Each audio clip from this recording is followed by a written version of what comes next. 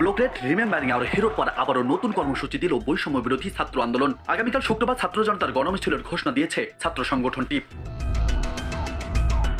বৃহস্পতিবার বৈষম্য বিরোধী ছাত্র আন্দোলনের সমন্বয়ক আব্দুল কাদের স্বাক্ষরিত এক প্রেস বিজ্ঞপ্তিতে এই ঘোষণা দেওয়া হয়। বিজ্ঞপ্তিতে বলা হয়, গণহত্যা গণগ্রেপ্তারের প্রতিবাদে এবং শিক্ষার্থীদের 9 দফা দাবি আদায়ের লক্ষ্যে আগামীকাল মসজিদে জুমার নামাজ শেষে দোয়া, শহীদদের কবর জিয়ারত, মন্দির গির্জা সহ সকল উপাসনালয়ে প্রার্থনার আয়োজন ও জুমার নামাজ শেষে ছাত্র জনতার গণমিছিল অনুষ্ঠিত হবে।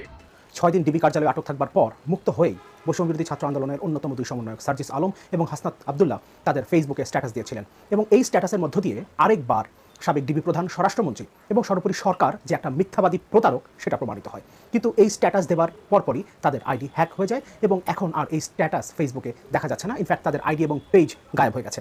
কি লিখেছিলেন তারা, আমরা সেটা একটু দেখি। ব্লকলেট রিমেম্বারিং আওয়ার হিরোর পর আবারও নতুন কর্মসূচি দিল বৈষম্য বিরোধী ছাত্র আন্দোলন। আগামীকাল শুক্রবার ছাত্র জনতার গণমিছিলের ঘোষণা দিয়েছে ছাত্র সংগঠনটি।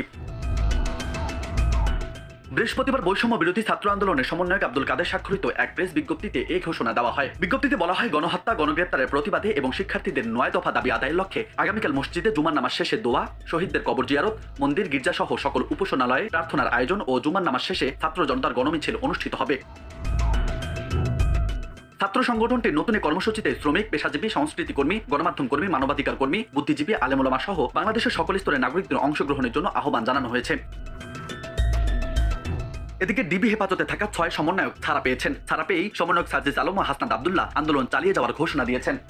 6 দিন ডিবি কার্যালয়ে আটক থাকবার পর মুক্ত হয়েই বৈষম্য বিরোধী ছাত্র আন্দোলনের অন্যতম দুই সমন্বয়ক সার্জিস আলম এবং হাসনাত আবদুল্লাহ তাদের ফেসবুকে স্ট্যাটাস দিয়েছিলেন এবং এই স্ট্যাটাসের মধ্য দিয়ে আরেকবার সাবেক ডিবি প্রধান, স্বরাষ্ট্রমন্ত্রী এবং সর্বোপরি সরকার যে একটা মিথ্যাবাদী প্রতারক সেটা প্রমাণিত হয়। কিন্তু এই স্ট্যাটাস দেওয়ার পরপরই তাদের আইডি হ্যাক হয়ে যায় এবং এখন আর এই স্ট্যাটাস ফেসবুকে দেখা যাচ্ছে না। ইনফ্যাক্ট তাদের আইডি এবং পেজ গায়েব হয়ে গেছে। কি লিখেছিলেন তারা, আমরা সেটা একটু দেখি। বৈষম্য বিরোধী ছাত্র আন্দোলনের 6 সমন্বয়ক অবশেষে ঢাকা মহানগর গোয়েন্দা পুলিশ হেফাজত থেকে ছাড়া পেয়েছেন। নানা আলোচনা সমালোচনার মধ্যে আজ বৃহস্পতিবার দুপুরে মাইক্রোবাসে তাদের বাসায় পৌঁছে দেওয়া হয়। টানা 32 ঘন্টা ডিবি কার্যালয়ে অনশনে ছিলেন বলে জানিয়েছেন সমন্বয়করা। ছাড়া পাওয়া সমন্বয়কেরা হলেন নাহিদ ইসলাম, আসিফ মাহমুদ, আবু বকর মজুমদার, সার্জিস আলম, হাসনাত আবদুল্লাহ এবং নুসরাত তাবাসসুম। নুসরাত সহ 6 জনই ঢাকা বিশ্ববিদ্যালয়ের শিক্ষার্থী। ডিবি হেফাজত থেকে ছাড়া পেয়ে দুই সমন্বয়ক সার্জিস ও হাসনাত তাদের ফেসবুক আইডিতে স্ট্যাটাস দেন। তবে স্ট্যাটাস দেওয়ার পর তাদের আইডি হ্যাক হয়ে যায়। সার্জিস তার ফেসবুক আইডিতে লিখেছেন, কথা দিয়েছিলেন আন্দোলনকারী শিক্ষার্থীদের থেকে কাউকে গ্রেফতার করবেন না, মামলা দিয়ে হয়রানি করবেন না, আপনারা কথা রাখেননি। তিনি আরও লিখেন, 6 দিনের ডিবি হেফাজত দিয়ে 6 জনকে আটকে রাখা যায়, কিন্তু এই বাংলাদেশের তরুণ প্রজন্মকে কিভাবে আটকে রাখবেন? দুর্নীতি, লুটপাট, অর্থ পাচার, ক্ষমতার অপব্যবহার করে যে ক্ষোভ সৃষ্টি করেছেন প্রতিনিয়ত সেগুলো কিভাবে নিবৃত্ত করবেন?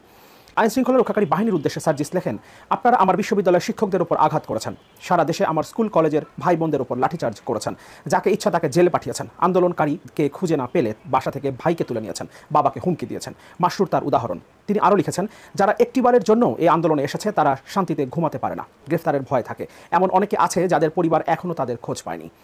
এমন তো হওয়া উচিত ছিল না। রিকশা থেকে নামিয়ে প্রিজন ভ্যানে তুলছেন, বাসা থেকে তুলে নিয়ে মামলা দিয়ে কারাগারে পাঠিয়েছেন, আমার বোনদের রাস্তায় ফেলে পিটিয়েছেন। কি ভাবছেন এভাবেই সব কিছু শেষ হয়ে যাবে?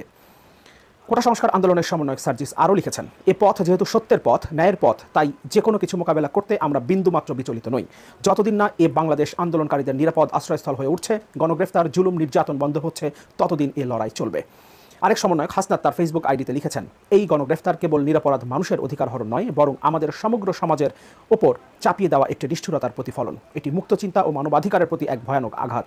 আমাদের এই আন্দোলন শুধুমাত্র ব্যক্তির মুক্তির জন্য নয়, বরং বৈষম্য, নিপীড়ন, গণগ্রেফতার এবং ছাত্র নির্যাতনের বিরুদ্ধে।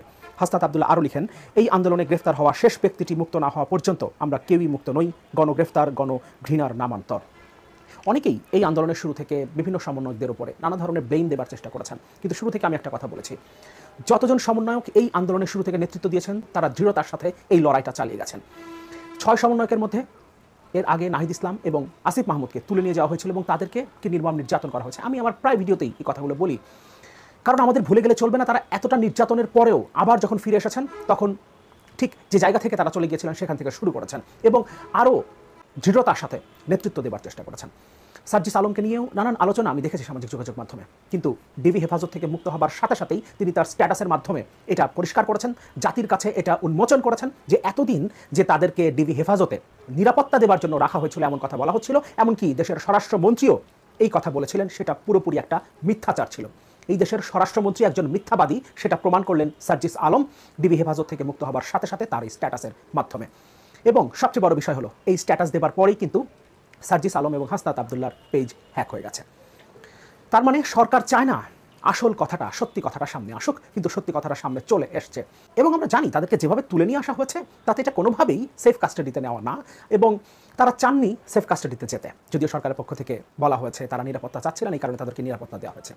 কিন্তু সবচেয়ে বড় বিষয় হলো সার্জিস আলম তার এই স্ট্যাটাসের মাধ্যমে এবং একই সাথে হাসনাত আবদুল্লাহ তার সংক্ষিপ্ত স্ট্যাটাসের মাধ্যমে এই লড়াইটা চালিয়ে যাওয়ার আহ্বান জানিয়েছেন, এবং তারা যে এই লড়াইয়ের শেষ পর্যন্ত থাকবেন, যত অত্যাচার হোক না কেন, যতবার তুলে নিয়ে যাওয়া হোক না কেন, গুম করা হোক না কেন, কিংবা নিরাপত্তা দেওয়ার নামে ডিবি হেফাজতে নিয়ে আটকে রাখা হোক না কেন, যতবার তারা সেখান থেকে বেরিয়ে আসবেন ততবারই তারা লড়াইয়ের ঘোষণা দেবেন এবং এই লড়াইয়ের সাথে থাকবেন। সুতরাং সার্জিস আলম, হাসনাত আবদুল্লাহ থেকে শুরু করে আরও 4 জন সমন্বয়ক তারা মুক্ত হয়েছেন। এবং আমি এর আগে একটা ভিডিও করেছিলাম আজকেই, যেখানে বলেছিলাম আমি বিশ্বাস করি এবং আমি আশা করি তারা আগের মতো দৃঢ়তা নিয়ে এই লড়াই নেতৃত্ব দেবেন, এবং এই লড়াই এবারে বাঙালি জাতির এই মুক্তির লড়াইয়ে ছাত্ররাই নেতৃত্ব দেবে, কিন্তু তাদের সাথে পুরো জাতি আছে, পুরো জাতি তাদের নেতৃত্বে এই স্বৈরাচারের হাত থেকে দেশকে মুক্ত করবে। যে জুলুম, নির্যাতন, নিপীড়ন হয়েছে গত 16 বছর ধরে, প্রত্যেকটা জুলুমের, প্রত্যেকটা নির্যাতনের হিসাব নেওয়া হবে, প্রত্যেকটা রক্তের, প্রত্যেকটা হত্যার বিচার করা হবে এই বাংলার মাটিতে, এবং সেটা হবে এই ছাত্র নেতৃত্বের হাত ধরে, যে নেতৃত্বে নাহিদ ইসলাম, আসিফ মাহমুদ, সার্জিস আলম, হাসনাত আবদুল্লাহরা আছেন।